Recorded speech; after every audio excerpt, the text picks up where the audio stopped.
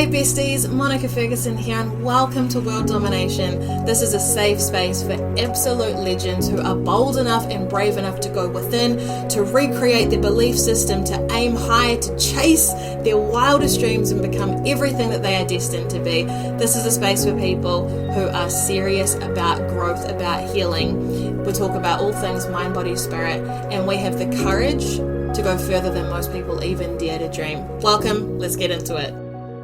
Hey besties, welcome to this week's episode. Monica Ferguson here. I'm not going to lie, the vibes are not great right now. I have attempted to record this episode 7 times and I keep having weird technology things happen.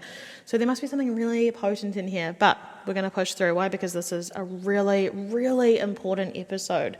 And I'm going to help you guys to understand why it is so important to actually feel your real feelings. Okay, to honor your emotions, to actually move through all the uncomfortable stuff.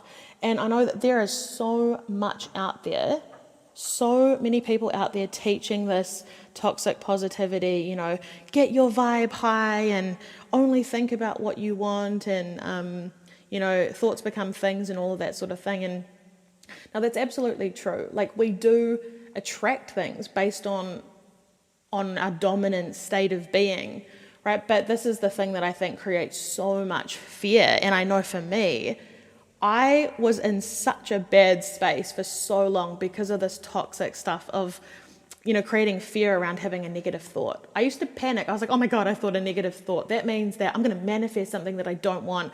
I have to be perfect all the time or else I'm not going to get the things that I want. And it is an absolute crock. And we can prove this with psychology. And what I've noticed over the years is that the people that taught this, like when I first started my personal development journey, I was really down these rabbit holes, right? All the spiritual guru types that teach this stuff. And you know what I've noticed is that so many of them bought their followers. They're buying likes. Their results are the same now as they were 5 years ago. Why? Because it doesn't work. It's an act. But instead of coming out and saying, oh shit, there was actually way more to this, because as human beings, we are so much more than just our conscious mind. Instead of actually saying, wow, we've learned all these things, they pretend. They're pretending, and you can see it in their results. And that actually really annoys me, because at the start of my journey, I spent thousands of dollars, investing into myself and my growth with people that didn't even know what they were talking about. So this is why I want you guys to understand and be discerning, right? Because honestly, if there are people that are out there saying, just make a vision board, and then these things are miraculously going to manifest into your life and just focus on what you want, they're full of shit. That is just simply not the case. And if that is the case for them, their goals must be insanely small. Because the truth is that anything worthwhile, anything that you really want, anything that's amazing, is going to rip you open. It's going to require you to become a whole new version of yourself. Why? Because like attracts like, right? So if we, look at the law of attraction here, which says like attracts like, right? Now think about this. If you attract what you are, because that's what that is, right? You attract things that are like you. What you are is your subconscious mind. 95% of you is subconscious. So we want to focus our energies and our efforts into looking at the dominant part of us. Right now, the dominant part only has to be 51% of us in order to be dominant, right? But the subconscious mind is 95% of us. And so what we need to do is understand how the subconscious mind works, what it's there for, and then how to work with it so that we can actually get the things that we want. And we get the things that we want by becoming a new version of us. And then we start creating different experiences, right? That's the law of attraction. When we become different on the inside, we attract differently. And when you become different, you think differently, you move differently. The levels of tolerance for things that you have are different. When you genuinely love yourself, you move differently than when you are constantly trying to prove your worth, right? So all of these things matter so much. And it's not about you have to be positive all the time. I absolutely loathe that. When I think about mindset now, I think about it as the state, your state of being. And so much of the work that I do and that I support people with is actually facing all the negative, the quote unquote negative stuff, the painful stuff, the stuff that we've been avoiding, because that's where the breakthrough is, right? If you think about this, right? If let's say your goal is you want a really amazing relationship, right? Now this is just the example that I'm using, but it works. If you want to write a book or build a school or make $1 million or whatever it is, it doesn't matter, right? The formula is the same. But let's say you've got your goal, right? And like I say, in this case, it's going to be you really desire love. Okay. So rather than just obsessively focusing on, I want love, I want love, I want love, I want love, I want love, our power is in looking at what's getting in the way of that. Especially when, let's say we've got a long cycle here, like a pattern of not getting love, right? Let's say that you've been in a long cycle of being treated like crap by people, of just toxic relationships, of feeling unworthy, feeling like you've got to work really hard or betray yourself in order to get love. Okay, so we can see that there's something going on here, right? Because at the end of the day, if you really desire something, it's for you, okay? So if you really desire a loving relationship, that means that that's for you. Like, desire literally means of the Father, right? It's God-given. So you desire it because it's meant for you. So if it's meant for you, how come you don't have it? Well, this is where the subconscious mind comes in, right? So if you really want something and you're not getting it, there's a part of you that doesn't feel safe yet. That is it. And so our power then is in going within and starting to understand the patterns, the beliefs, the stories, the experiences that we've had that have created this specific belief system. And because our belief system is what we are being, right? That's what we are attracting. So this is why when we have the courage to actually face what's truly there and understand it and feel the feelings and the emotions around it, that's when we actually break through, because we've released the resistance. But if we're sitting at the surface level going, no, all is well, all is well, all is well, all is well, that's 5%, right? Our conscious mind is 5%. But the 95% says, it is not okay.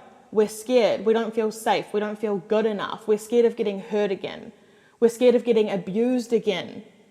We're scared of letting anyone close to us because we always get rejected and abandoned. Can you understand like how this bullshit, like just think positive thoughts, is just like setting people up for failure? Because what you actually need is radical self-compassion at this point, radical self-love. And it requires you to look at the uncomfortable stuff, the stuff that feels scary or hard or painful. Like the amount of times that I have just ugly cried on this journey right before a huge breakthrough, by the way, because it's my willingness to face the true feelings, which then releases them from the body. Okay, so we don't do toxic positivity anymore. Now there's a huge difference, right, between focusing on the negatives. That's not good either, okay? But so if you're just obsessively focused on this sucks and this is awful, and you're giving your power away to negativity and not choosing to move through it, not choosing to empower yourself, then that's not good, right? That's not good either. But what I'm saying is we don't need the extremes, right? We need to understand that we're complex human beings that have a lot of emotions. We have a lot of feelings, and a lot of us have never been taught how to process those feelings, how to move through them, how to feel them. And especially when we've gone through, trauma or abuse or like really painful stuff, at the time that it happened, we weren't actually able to sit with and process those feelings and feel them because we were in survival mode. We had to keep going. We had to push through. We had to get out of that situation. And so what happens is those emotions don't just disappear. They get shoved down, right, into your body. And that's where we start seeing things manifest, certain illnesses, anxiety, depression. It's this unresolved stuff that is in our system still that needs to be released and expressed and witnessed in order for us to start to create that sense of safety in our body. And so if we're not willing to face it because we're trying to be positive, all that happens is nothing. Nothing changes. We're going to continue to feel depressed and unworthy and like shit and not good enough. We're going to continue to struggle in these same cycles over and over and over and over again until we have the courage to actually look at the root that's driving it. Because your subconscious mind, because it is such a genius, right? It is such a genius. And its number one focus is you. Its number one focus is to keep you safe and alive. And so it is so good at holding on to fear and pain and anxiety and all the negative stuff because it never ever wants you to feel bad again. Okay. But that has a long-term consequence. Like in the moment, it might be good that you can just, shove something down so that you can deal with whatever's going on in the current situation. But long-term, it will stop you from achieving the things that you want. And this is why the subconscious, my entire life changed when I understood this and I understood how it worked. Because our subconscious mind, like think of it like a software program. It's just this automatic program. Like think of your mind like a computer, right?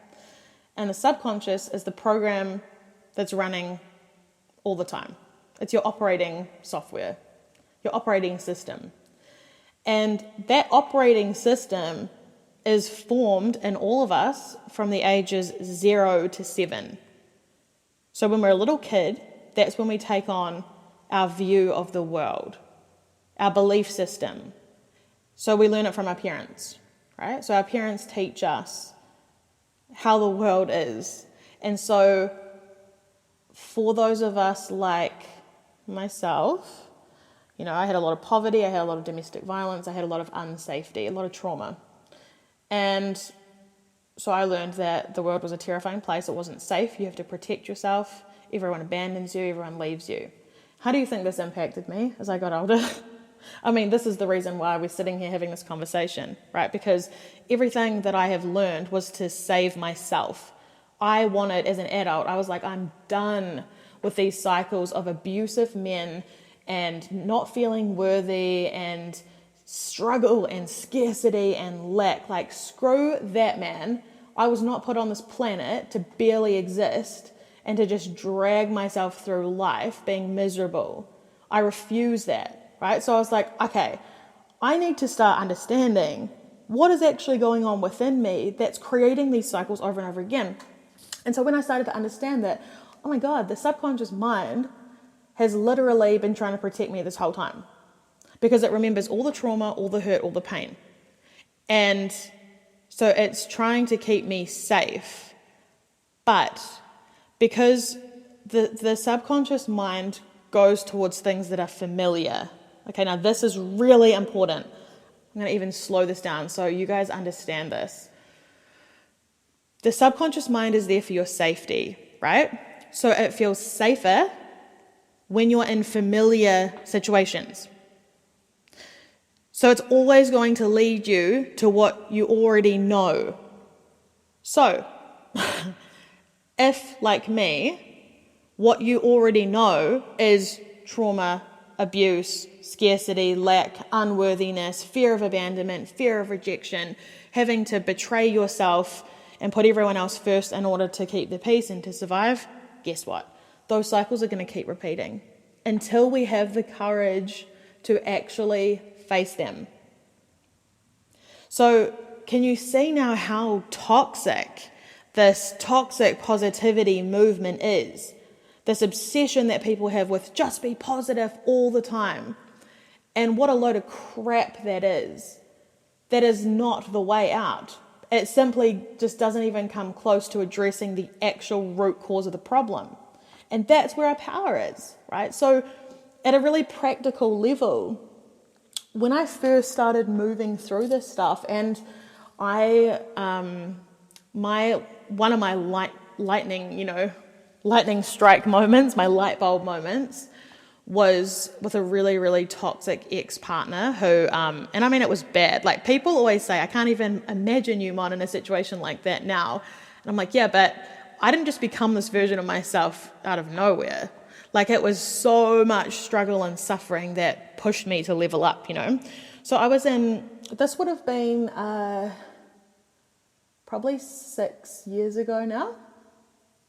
Yeah, roughly 6 years ago. 6 years ago. And I was in a hotel room with my ex-partner, and it was like 1 a.m., 2 a.m. He was pretty drunk. I'd had a few drinks, and we got into a fight. And he was classic narcissist, right? And he'd been like stonewalling me, which is where they completely shut down and just refuse to talk to you, right? And it's like they kind of smoke you out, where you get so uncomfortable and you want to create the peace that you back down and they don't have to. And in this particular case, we'd had a couple of just horrible days where he had just done awful things. And by awful, I mean, like, he'd been flirting with the waitress at a restaurant, who was really young. She was like 18 or something. She was really young. He was flirting with her in front of me. And when I say flirting, I mean like the worst possible stuff you can imagine, which I'm not even going to put into a podcast. But he easily could have been taken down for like assault, like some of the stuff that he said. It was bad. But anyway, I'd called him out on that, right? So I'm sitting at this restaurant crying, and he starts yelling at me. I didn't come to spend time with you for you to sit here and cry. And it's like he's just flirted. He's just offered to for me to sit outside awaiting like a hotel room while he takes this waitress somewhere. And this is how insane it was, right? And so I'm sitting there and I'm like crying, and he's yelling at me. And all these things had happened, and then he had said some horrible things, and I'd caught him out and called him out for saying and doing things. And so it had all built up. And so we're in this hotel room, and I just snapped. And I started standing up for myself, right? Which, I don't know if you have had much to do with narcissists, but they really don't like that. They really don't appreciate that, because their whole thing is power trip, right? So when they start to realize that you see through their mask, they get angry, which is why when we're dealing with narcissists, we have to be so strategic and have our exit plan lined up without them even knowing about it, right? So I started to call him out, and he was getting angry. And in that moment, I thought, because I had him literally backed into the corner of a room because he had been ignoring me for days, right? And I just had enough. And I was like, talk to me, And he refused. And I was like, oh my God, he's going to hit me. And he'd never hit me before, but the rage that I saw in him, and because I was just not backing down. And I was like, oh my God, he's going to hit me. And in that moment, I was like, flashback to my childhood where that's what I witnessed. And I was like, holy shit, I've become my mother. And that's what my stepdad used to do to her, And it was this massive wake-up call, like, Monica, what are you doing here? Like, how did you get here? How did we get here? Because I was so obsessed with, like, self-worth and all of that sort of thing. And I'd put in a lot of time and effort, but because I still had the subconscious cycles playing that, guess what, felt familiar with toxic men. It felt familiar, so I was gravitating towards it. And so it was this massive wake-up call where I literally thought, oh my God, he's going to hit me.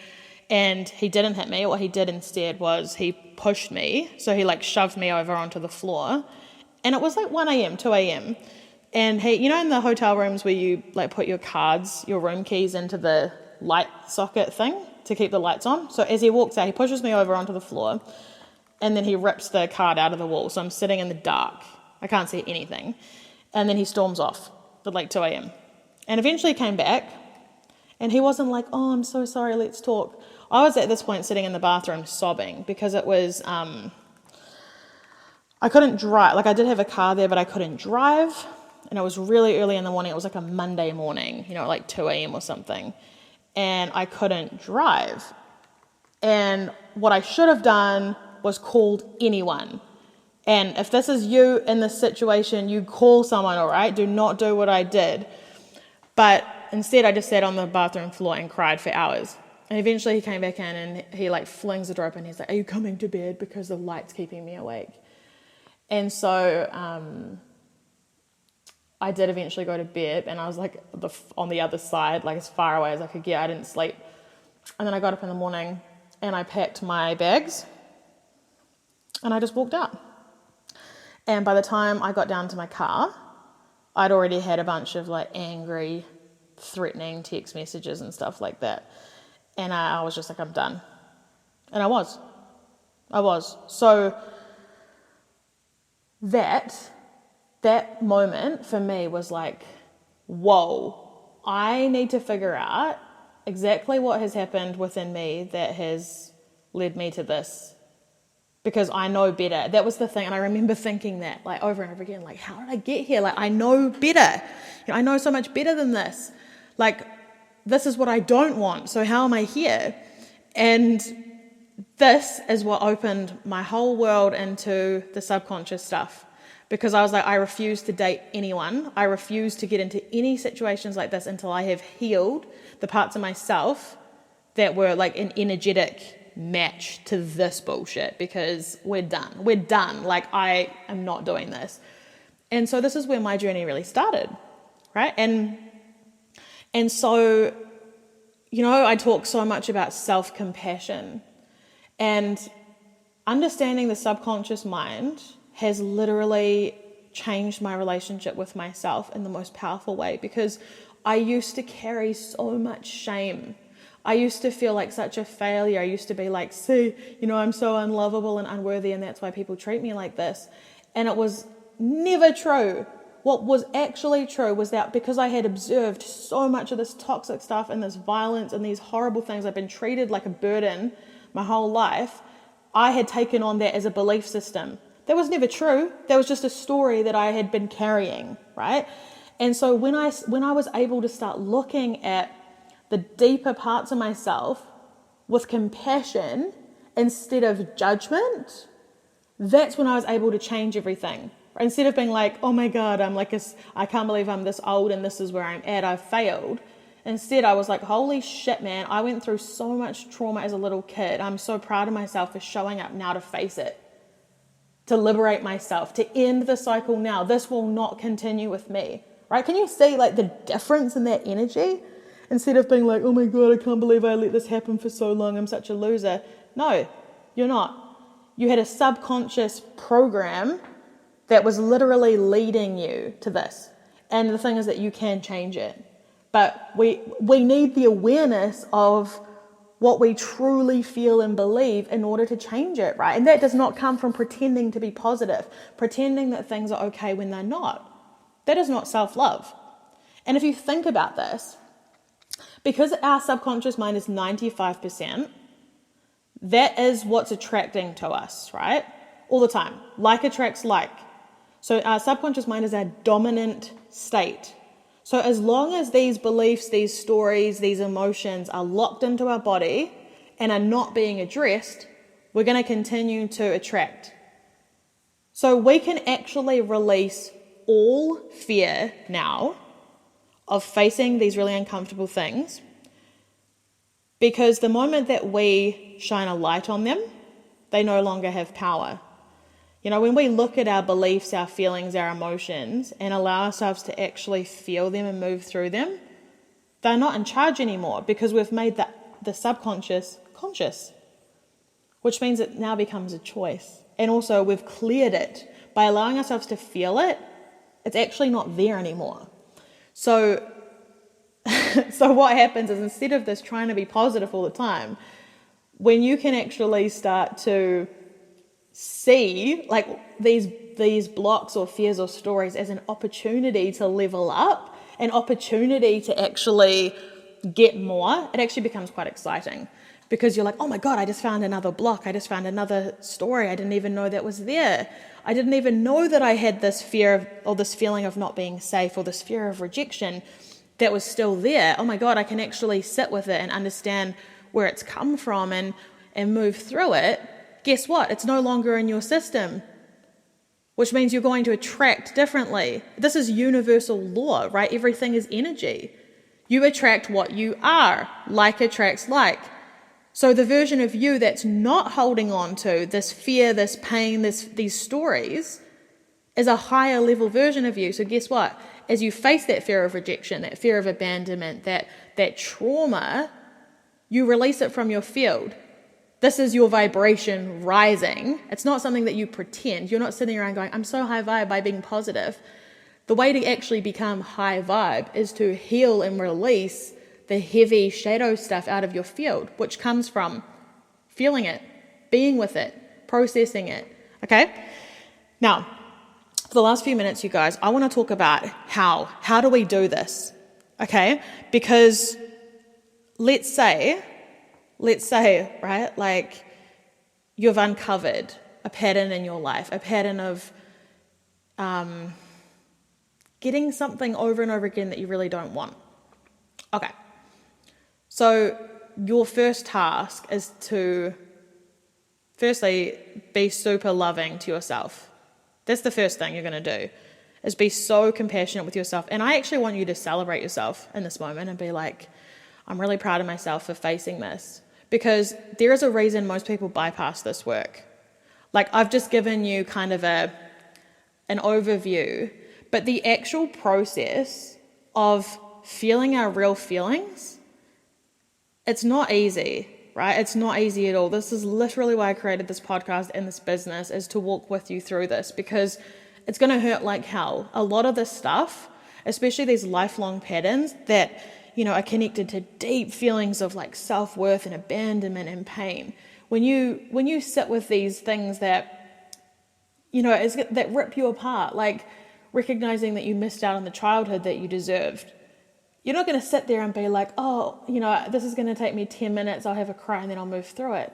Nah, there's so much to feel, right? And so self-compassion and self-love is so important, but to trust your own intuition, right? Now, here's a question that you can ask yourself. In these moments where you've got really intense emotions and pain and trauma and things coming up, ask yourself this question: what do I most need right now? Because here's the thing, your body is actually a genius. Okay, so your body knows how to clear stuff. And the fact is that if you've got these triggers and these fears and this pain coming up, that is literally evidence for you that your subconscious mind is ready to release it. So I want to be really clear here as well, that I don't want you digging stuff up just for the sake of it, because your mind will naturally present stuff to you when it's ready to release. So the work here is like, let's say, okay, I'm going to put this in the context of, you know, working with heart-led entrepreneurs, because these are the people that I work with. Let's say, so I've got a client who has like actually committed, they're starting their business, they're doing it, they've started taking action, they've started showing up. Boom, triggers come up, fear. Okay, of course, because we're moving out of our comfort zone, right? So our subconscious mind is saying, oh shit, we need to pull them back to where it feels safe. Now, our work here is to go, what is this trigger? What is this fear? What is it telling me? What's it trying to show me? Oh, it's a fear of being rejected. Okay, so what's that about? Okay, well, when I was a kid, I always got shamed and judged for doing a specific thing.